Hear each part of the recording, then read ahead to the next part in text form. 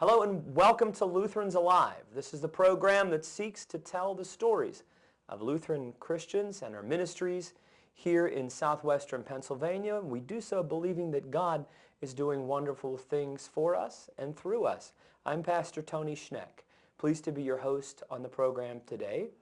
Today we have a part two of sorts.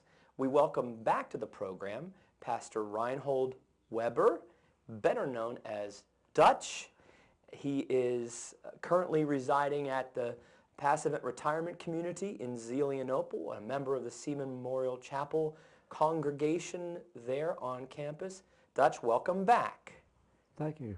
It's good to be here, Tony. We're glad to have you back again to continue to tell some more of your story. The last time we were pleased to have you here on the program, you shared with us about your early years coming to this country from Romania and serving our country in the Army during World War II and your time in Asia, and then coming back to the United States, going to seminary and ending up at your first parish, serving your first congregation in Indiana County.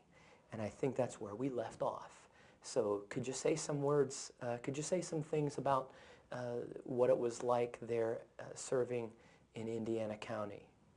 Well, Indiana County was a very interesting place. First of all, when I went there, I was told that I would have a parish, Grove Chapel in Harmony Grove. It ended up with 4 more parishes. And that was kind of interesting, and I wondered what I was going to do with that as a budding young pastor who was just wet behind the ears yet and learning some things. But it was the greatest the number of years I've ever had. They were formative years. Anyway, I think in the last segment I mentioned the building of a church at Harmony Grove, which was most unusual because it was a very small congregation with wonderful people who decided they were going to move from a schoolhouse in which they had worshiped for years down into the valley and build a church there. And told about the cornerstone laying and how we had a program called There's Gold in Them There Hills. They'll remember that. And we got more people for the Presbyterian church down the road than even for us. But it's because we went out to witness for Jesus Christ, not for the church as a congregation, but for Jesus Christ, and that was the result. And the wonderful result was that at the cornerstone laying, in which Bill Hankey, President Hankey of the Synod, was there, and we received a wonderful gift from the Presbyterian Church as a token of appreciation. Well, we thank God for that. It was a wonderful thing. So I was in that church and serving 4 other churches too. We had 4 services a Sunday. I give all the credit to Lois, my wife, and to the children who were very good while I was away so much. Sundays usually were from 8 until 12, and then from 2 and then 7 in the evening. So that I would many times fall asleep at the table because of the schedule. But Lois was a very wonderful backup to me at all times, and took care of the family and the children in a wonderful way. I think sometimes we don't give enough credit to the pastors' wives, who are the power behind any throne that might be there.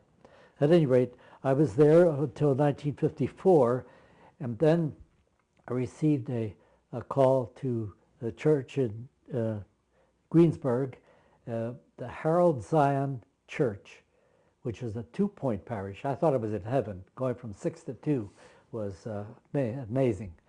And but that church it was called the oldest Lutheran church west of the Alleghenies, which is quite a history.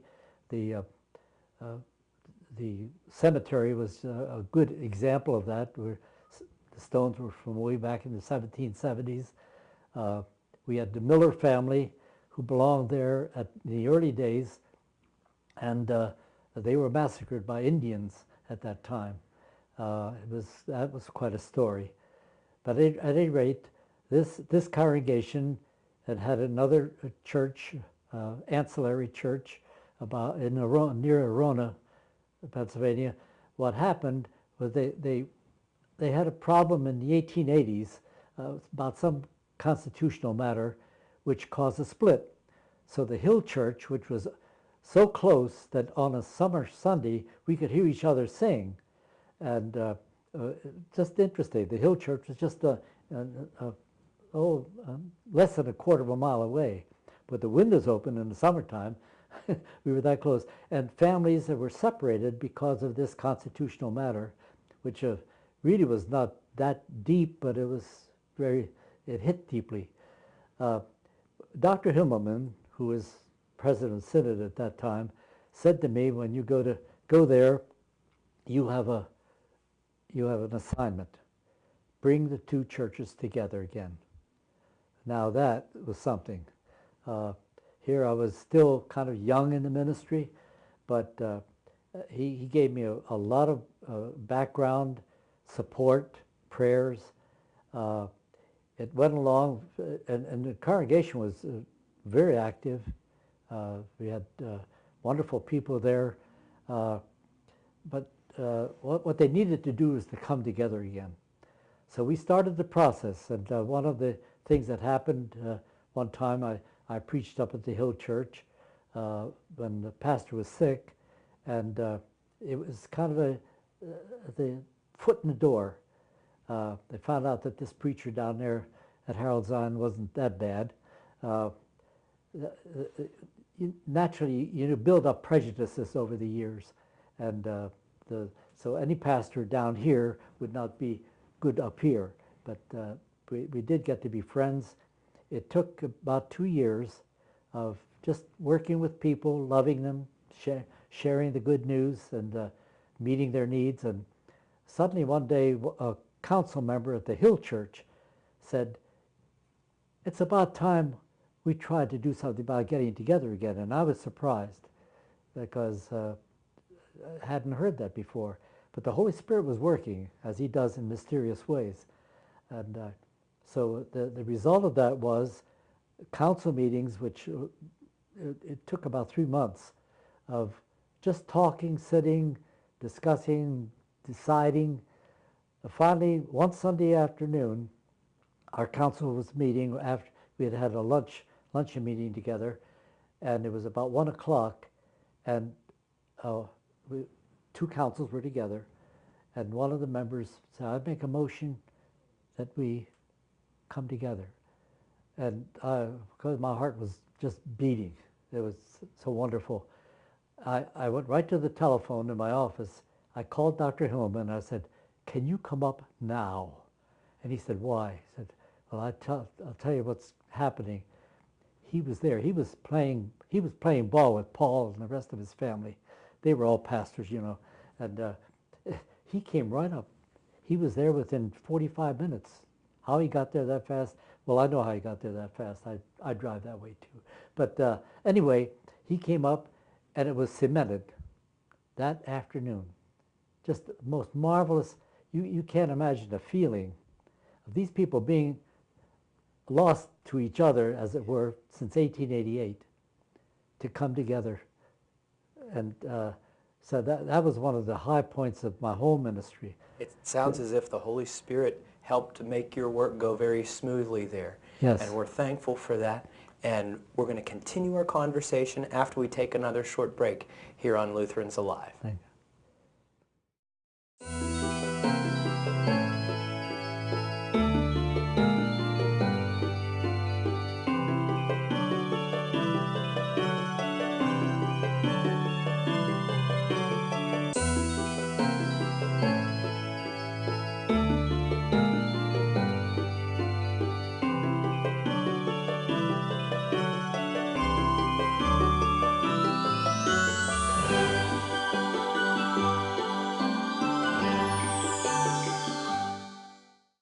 Welcome back to Lutherans Alive. We're continuing our conversation with Pastor Dutch Weber. And Dutch, before the break, you were just sharing with us about the two Greensburg churches that you served that the Holy Spirit helped to bring together on a Sunday afternoon wonderfully. And so once those two congregations voted to come together, how did it go after that? Well, it was just amazing. More and more, they said that we have to leave this church because when the people from the Hill Church came down, of course, that increased the attendance, and things became kind of tough to handle. So there was a immediate idea of building another church on the corner. We had a huge lot there, and several of the members of the congregation backed that up immediately. I said, well, how are we going to do this? He said, no, we're going to bring somebody in to help us to finance it. And it was just amazing what the Spirit did after that. And that congregation is really in very good shape spiritually in every way. They're good stewards of their time. But the one thing that happened was the architect drew a design for a concave roof. And one day when I was already in Butler, I received a phone call saying, I think you should know about this, that your roof is falling in. And first I didn't know quite what it meant, and then it hit me that it was a concave roof, and it was that way anyway. But I explained that to the man on the phone, and he said, oh, really? And I never got any more phone calls, but that was just kind of interesting to me. But the years there were just marvelous years. We had everything seemed to gel, and the people were so eager to do the work of the Lord. We had wonderful choirs and Sunday school teachers who were dedicated. We did a lot of training. Those were years of training, in my estimation anyway.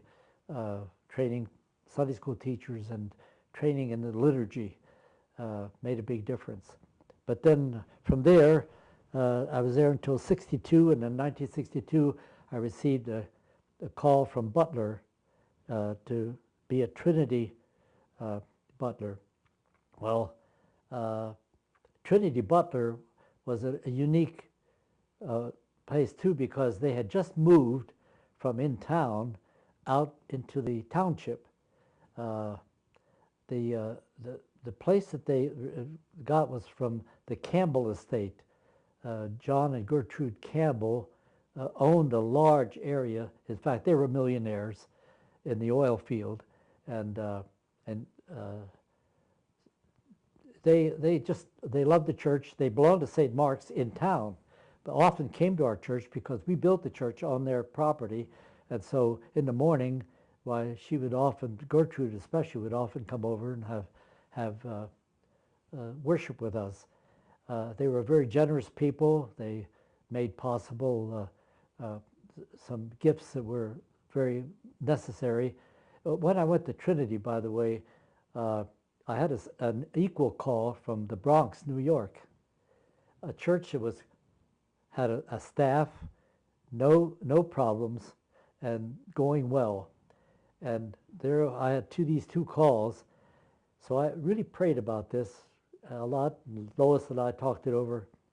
And guess where the Lord led me? See, to Butler, where they had $50,000 indebtedness. We're building a church. And the Lord knows what he was doing. And I was there 19 years. So if I had gone to the Bronx, I might have been maybe unhappy there. I don't know. But you didn't take the easy way out. God led you to Butler. Yeah, fortunately, I listened to the Lord. Sometimes we don't do that. But that was a marvelous thing. But when we moved out there, John and Gertrude Campbell, said were just, they liked our congregation, they liked what we were doing, and that meant a great deal. Then when John died and Gertrude was there alone, they had a palatial home. You know, it was just one of these very wealthy areas. And Gertrude came to our church one day, and they were voting. This is a voting center, and she had to go past my office. But then as she went by, I said, "Gertrude, stop in when you're finished." And so she did. She came back and sat down just like this, and we were talking. And I said, "Gertrude, I had a phone call this morning. It was kind of interesting. There's a man who's a manufacturer down in Pittsburgh who brings his son for organ lessons up in West Sunbury, which was past our church." He said, we see your church. We like what we see there. I have an organ here that I'd like to sell to your church." He said it that way. I said, "Yes, and what's that about?" And he said, "Well, I want to buy a larger organ for my son." And he could do it. Anyway, I said, "Gertrude, what do we do? We don't have the money for that. And we needed $5,000 down on the organ." So I didn't notice this, but Gertrude was kind of watching me, and she opened her purse, took out her checkbook, and gave me $6,000 right there. You talk about the Lord works. I had no idea. Well, when Gertrude left, I picked up the phone and said to the vice president, "We have an organ." and he was surprised. He said, "How are we going to do it?" I told him the story. But the Lord was working, and I had no idea. So I called the man back and said, "Wait, can you do this?" He said, "Any time at all." So we had the $1,000 was for transport. So we had it all worked out. What is interesting too, and this is funny because yesterday I read an article about, I read the obituary columns every so often. Is that weird? I don't know. But anyway, I read the obituary columns and about a man who loves organ playing, and he had just died, and he left some of his recordings, and he mentioned Hector Oliveira, who was a noted organist. He was the one who gave he worked in the West Sunbury, by the way. He was from Argentina.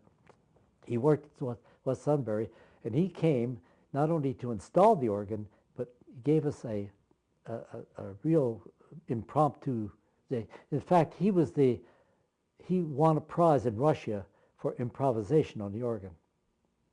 So the church was full. People came from all over to hear him because he's a noted organist. And I was sitting in the front pew, and Hector got out of the pew up to this bench, and he said, "I'd like to do an improvisation on something. Do you have an idea?" And he looked at me and he said, "Do you have an idea?" I said, "Yeah, A Mighty Fortress." He played for 20 minutes improvisation of the theme of A Mighty Fortress. You could have heard a pin drop. Beautiful. He plays better with his feet than his hands even. I would have loved to have heard that. Hector Oliveira is still in Pittsburgh down here, and apparently, and I'd love to see him again. We got to be very good friends then because he was there a lot, installing the organ and so forth. But he is one of the noted organists. Mr. Biggs is a noted organist too down there, and they're friends. So anyway, that was unusual. So that was one of the things that happened at Trinity. What really strikes me as you're talking, as we're listening to the stories, is how many people you've interacted with during your years, and how our paths cross with so many others, even from around the world, as you've come from Romania as a small child and serving in the military, and then serving various parishes here in Western Pennsylvania. How many lives you've intersected with, and it's been wonderful. We would like to hear so much more. We're going to take another short break here on Lutherans Alive, and we'll be back right after this.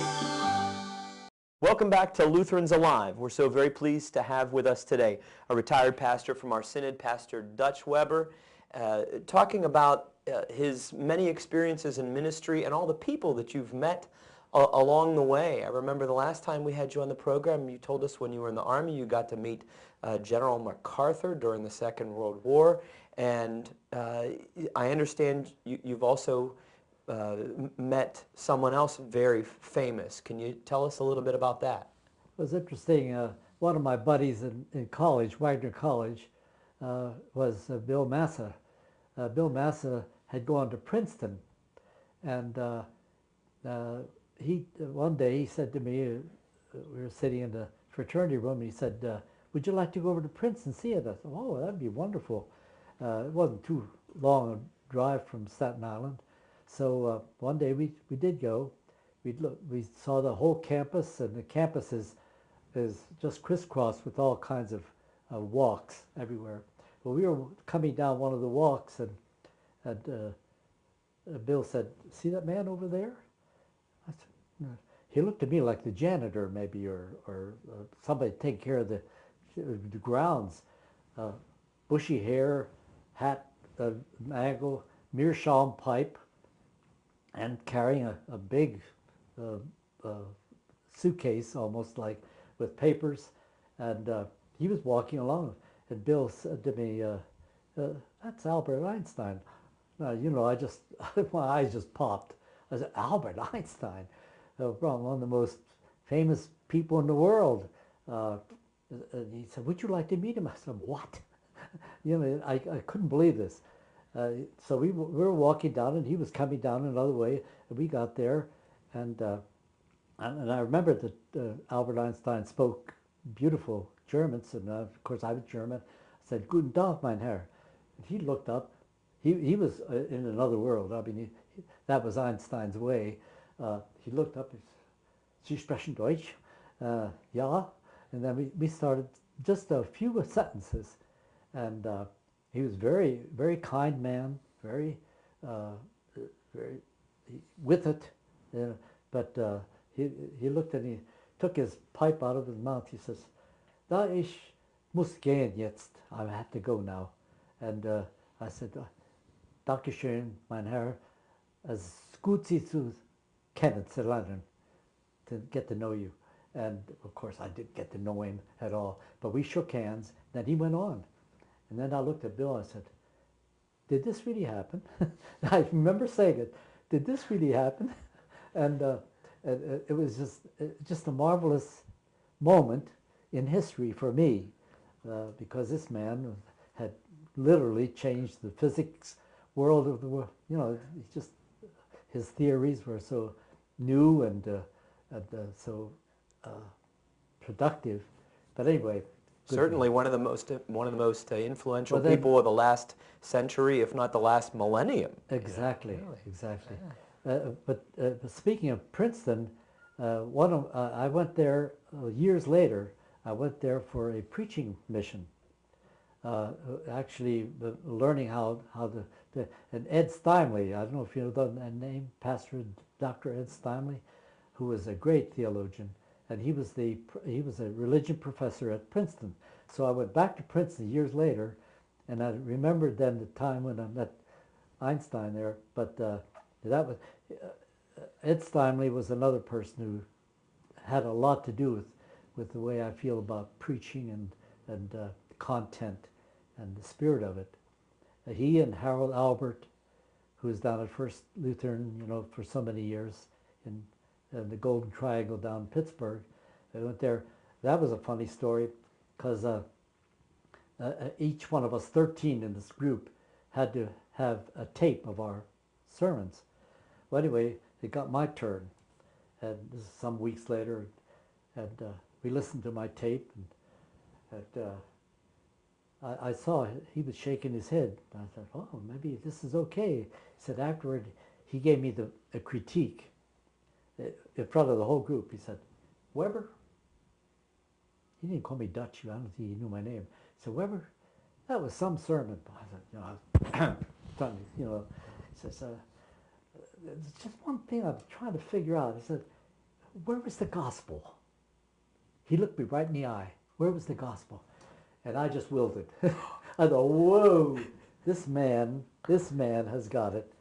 When what happened, the result of that was then I called him about a week later and I said, you know, your statement was very potent. I said, I need to talk to you. So I went down one time and went into it. He had a huge office, a long table, which he had all this material. He was a premier pastor and preacher. And he set me straight. And I thank God for just knowing Harold.